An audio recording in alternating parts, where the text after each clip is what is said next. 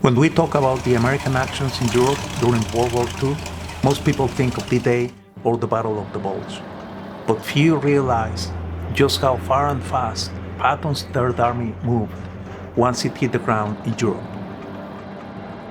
In just 10 months, Patton's men fought their way across France, stormed into Germany, and rolled all the way into Czechoslovakia, crossing rivers under fire, capturing city after city, and pushing the enemy back at every turn. But it wasn't all smooth. There were brutal setbacks, freezing conditions, and moments that nearly broke their momentum. This is the story of one of the most effective fighting forces in modern history, and the key moments that defined the Third Army's campaign. And trust me, one of them wasn't even supposed to happen. Stick around, you will want to hear about this. The story of the Third Army's campaign across Europe begins not with a clash of arms, but with months of careful planning and preparation far from the front. In early 1944, while the Allies readied for the invasion of Normandy, a shadow force gathered in southern England, under the command of one of the most controversial and dynamic figures of the war, Lieutenant General George S. Patton Jr. Patton had already made a name for himself in North Africa and Sicily, commanding with aggression, flair, and often abrasive confidence. After a temporary sidelining due to public controversy, he was given command of the newly reactivated Third Army, a formation that would become synonymous with relentless momentum.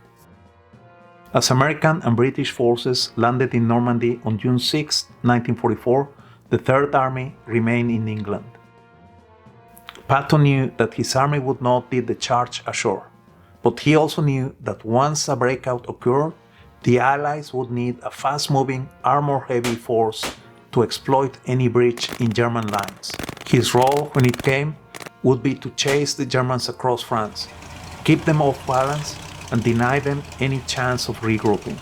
That time would come sooner than many expected. While the First Army forces fought their way through the dense hedgerows of Normandy, the German 7th Army, commanded by General Friedrich Dollmann and later General Paul Hauser, maintained a stubborn defense. Allied progress was costly and slow. However, by late July, the Americans prepared a breakout operation, codenamed Cobra, centered around Saint-Lô. During this time, many Third Army units were held in reserve near Carentan and the Cotentin Peninsula, while Bradley's First Army fought to break out of the beachheads. When the First Army successfully shattered the German lines during Operation Cobra, the floodgates were open. The conditions were now right for the Third Army to enter the field. On August 1, 1944, the Third Army was officially activated in Normandy as part of the newly formed 12th U.S. Army Group, commanded by General Bradley. Patton wasted no time. His headquarters became operational within hours of the activation, and his corps commanders received orders to begin the exploitation phase immediately. The first major objective of the Third Army was to secure the road junctions and ports of the Brittany Peninsula. Patton aimed to isolate and eliminate the German garrisons still holding key coastal cities like Brest, Lorraine, and Saint-Malo. In some cities, the Germans refused to give up. Lorraine and Saint-Nazaire were bypassed and encircled during the American advance. While the 8th Corps moved westward into Brittany, the rest of the Third Army launched a powerful sweep eastward through the open plains of France. It was a classic double-pronged maneuver, designed to pull German forces into opposing directions. This strategy worked brilliantly. The Germans, already reeling from the collapse at Saint-Lô, were unable to mount an effective defense in either direction. Towns fell in rapid succession. Avranches, Le Mans, and Orleans were liberated in days, not weeks. The Third Army played a crucial role during the Battle of the Falaise Pocket, fought between August 12th and August 21st. By advancing rapidly eastward and south of Argentan, pressuring retreating German forces and helping to close their escape routes from the south.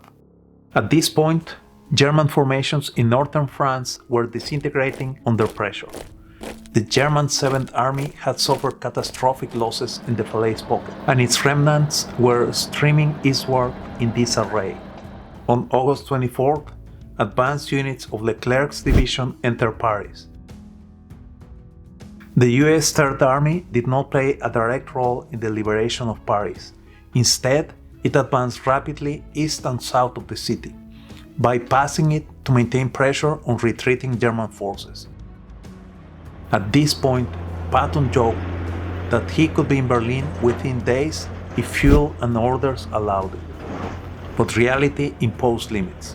The rapid pace of advance had created logistical bottlenecks, and fuel shortages soon brought Patton's army spearheads to a halt. Convoys from the Red Bull Express, a non-stop truck route running from Normandy beaches to the front lines, struggled to keep up. Patton's tanks were fast, but they couldn't run on empty. Hey there, if you're enjoying this video so far, don't forget to subscribe and hit the notification bell so you never miss more videos like this one. Wanna go the extra mile? You can now support us on Buy Me a Coffee. The link is in the description below. Thanks again, and let's get back to the video.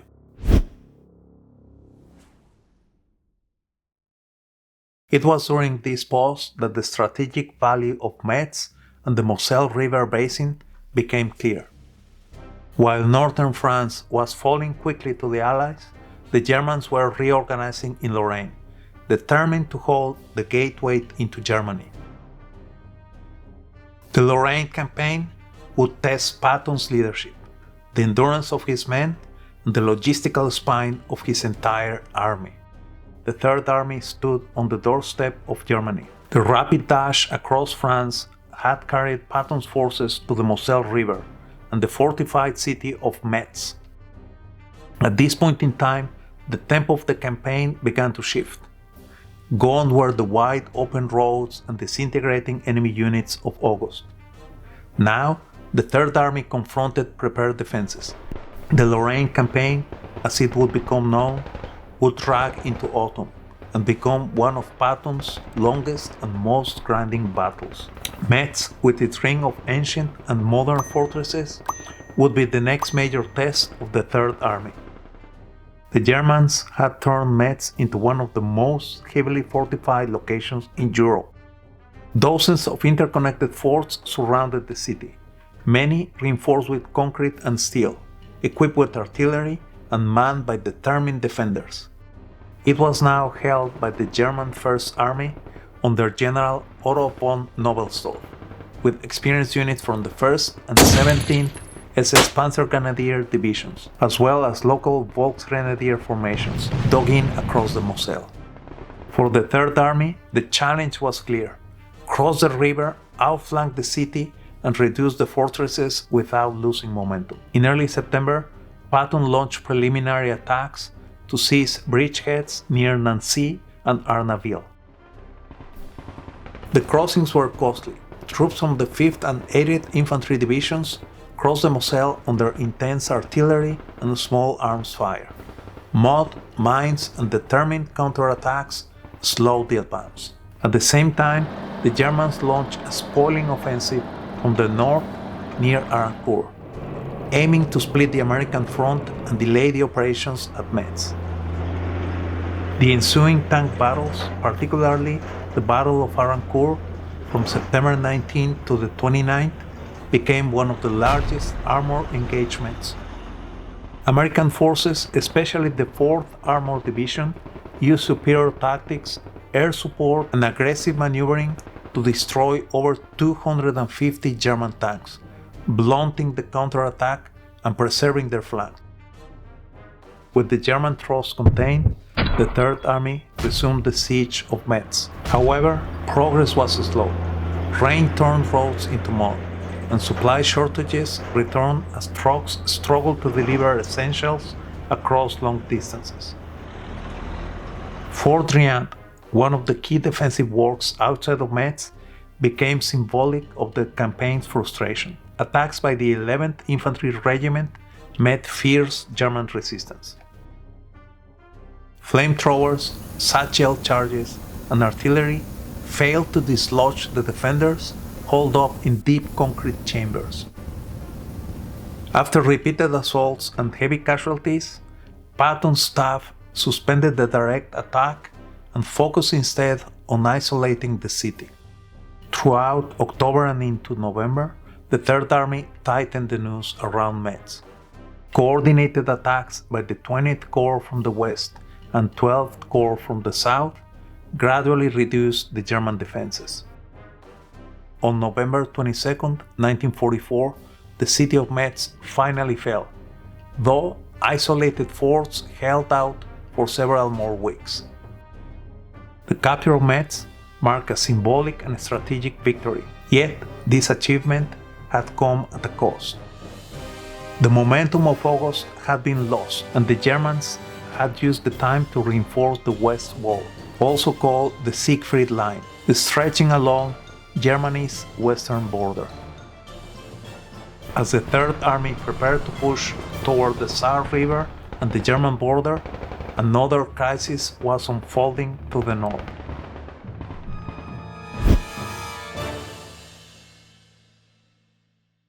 On December 16, 1944, German forces under General Field Marshal Gerd von Rundstedt launched a massive surprise offensive through the Ardennes region of Belgium and Luxembourg. The goal of this operation was audacious: split the Allied lines, seize Antwerp, and force a negotiated peace in the west. The Battle of the Bulge, as it came to be known, caught the Allies off guard.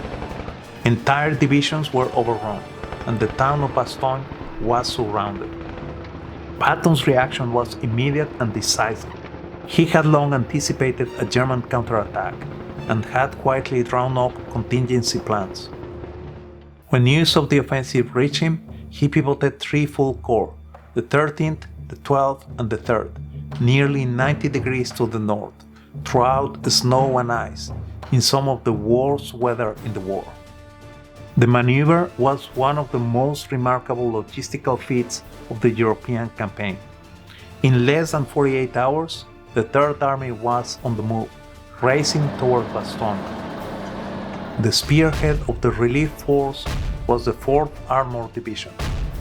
Fighting through German-held towns and icy roads, they reached the outskirts of Bastogne by December 26th. The 101st Airborne Division, encircled and out of supplies, had held the town for days under constant German attacks. When the tanks of the 4th Armored Division finally broke through, it signaled a turning point. The German offensive began to stall, their fuel and momentum spent. The Third Army continued pressing northward into January, helping to close the Bulge and recapture lost ground. The Battle of the Bulge left scars. American losses were heavy, over 80,000 casualties, and morale had been shaken by the surprise and ferocity of the attack. But the Third Army had again proven its flexibility and striking power. With the Ardennes cleared, attention turned back to the Saar. In February 1945, Patton resumed offensive operations, targeting Trier, Saarlouten, and the vital road junctions leading to the Rhine. The weather improved, and with it came renewed movement. In the last days of February, the Third Army stormed into Trier. Despite orders from higher command to bypass the city, Patton, unwillingly to miss an opportunity, pressed forward. The 10th Armored Division and elements of the 94th Infantry Division swept through the city with minimal resistance, securing intact bridges and preserving valuable crossing points. Patton famously reported to Bradley, "I have taken Trier with 2 divisions. What do you want me to do? Give it back?" This momentum carried into March, setting the stage for the Rhine crossing, the last great natural barrier before the German heartland. Patton's army was now poised for its final push into Germany, as the Third Reich's days were numbered. While British and American forces to the north focused on seizing bridgeheads near Remagen and Wesel, Patton made plans for his own crossings south of Mainz and Oppenheim. The goal was speed. Patton wanted to hit the Rhine before the Germans could fortify the east bank or blow the remaining bridges. His forces had momentum, and he was determined to exploit it. On the evening of March 22, 1945, under cover of darkness and smoke, the 5th Infantry Division launched a surprise crossing of the Rhine at Oppenheim. American engineers worked feverishly to ferry troops and equipment across the Rhine, under constant German artillery fire. The crossing was a triumph of coordination and courage. Within 24 hours, the Third Army has established a strong bridgehead on the eastern flank. More than 60,000 men and hundreds of vehicles crossed the Rhine within the first days of the assault. The crossing unleashed the full weight of the Third Army into central Germany. With the Rhine behind them, Patton's corps surged eastward. The 4th and 6th Armored Divisions rolled through the industrial cities of Darmstadt, Frankfurt, and Wiesbaden, capturing key transportation hubs with minimal resistance. The enemy, shattered by months of retreat and declining reinforcements, could no longer mount coordinated defenses. In city after city, Wehrmacht units surrendered en masse or fled into the countryside. In many cases, American troops were welcomed not with gunfire, but by white flags and desperate civilians seeking protection from both air raids and the encroaching Soviet front. By early April 1945, the Third Army's progress was breathtaking. In just 2 weeks since crossing the Rhine, they had captured more than 300 towns and cities. With the collapse of organized resistance, Allied commanders turned their attention to containing German forces and uncovering the full scale of the Nazi regime's crimes. It was during this phase, on April 11, that a unit of the 6th Armored Division stumbled upon a complex of barbed wire, barracks, and crematoria near the city of Weimar. They had found the concentration camp of Buchenwald. The liberation of Buchenwald brought the horror of the Holocaust in full view of the American troops. The sight stunned the American soldiers. They had heard rumors of such places, but nothing prepared them for what they saw. General Patton personally visited the camp days later. He was so disturbed by the scenes that he ordered nearby German civilians and military prisoners to walk through Buchenwald and witness what had been done in their name. He also directed war photographers and journalists to document every aspect of the camp, leaving no room for future denial. The German army was now collapsing on all fronts. Patton's next objective was to reach as far as possible before the Soviets arrived from the east. He was particularly concerned about the German units fleeing into Austria and forming a redoubt in the Alps. A rumored national redoubt where SS leaders and fanatics would resist to the last. However, such a fortress never materialized. The fear drove Allied forces to occupy key mountain passes and secure routes to Munich, Salzburg, and Linz. As April gave way to May, the Third Army raced toward the Czech border. Resistance, when encountered, came mostly from isolated SS units or rear area security forces. Most German troops now preferred to surrender to the Americans rather than face the vengeance of the Red Army. On May 6, 1945, elements of the Third Army entered the city of Pilsen in western Czechoslovakia. They were greeted not with bullets, but with flowers, cheers, and waves from jubilant civilians. The liberation of Pilsen marked the final advance of Patton's army. He had wanted to push further, to Prague and beyond, but he was ordered to halt by the supreme headquarters of the Allied Expeditionary Force to avoid a clash with Soviet forces. 2 days later, on May 8, Germany formally surrendered. Victory in Europe Day, VE Day, was declared. The guns fell silent, and after 281 days of continuous combat, the US Third Army stood at the far eastern edge of the American zone of occupation. It had fought across nearly 750 miles of enemy territory, captured hundreds of thousands of prisoners, and liberated millions from tyranny.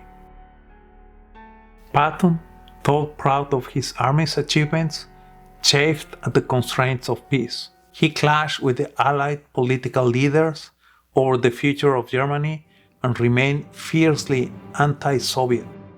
But for the moment, the Third Army had fulfilled its mission. From the hedgerows of Normandy to the streets of Pilsen, it had carved a path of liberation and conquest unmatched by any other American field in Europe. Thanks so much for watching. If you enjoyed this episode, go ahead and hit that like button. It really helps the channel to grow. Don't forget to subscribe for more powerful stories from the front lines, and feel free to share this video with a fellow history buff. And before you go, I would love to hear your thoughts in the comments. What's your take on Patton's Third Army and the role in turning the tide of the war? Let's start the conversation below.